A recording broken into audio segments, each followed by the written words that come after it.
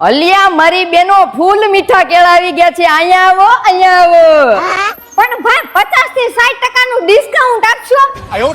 પેલા બેની ઓનલાઈન ની પ્રોડક્ટ માં ડિસ્કાઉન્ટ મળે ની જો સામે લિટલ ડ્રોપ સ્ટોર રહ્યું ન્યા જાવ.